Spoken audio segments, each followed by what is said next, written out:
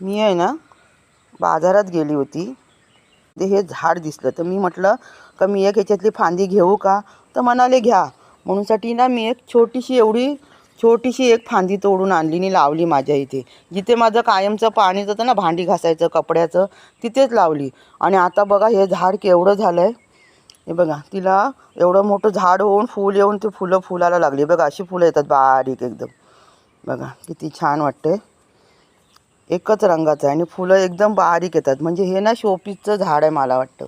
मला माहिती नाही ह्या फुलाचं नाव काय आहे या झाडाचं. तुम्हाला जर नाव माहिती असेल ह्या झाडाचं, या फुलाचं, तर नक्की मला कमेंटमध्ये सांगा. हे बघा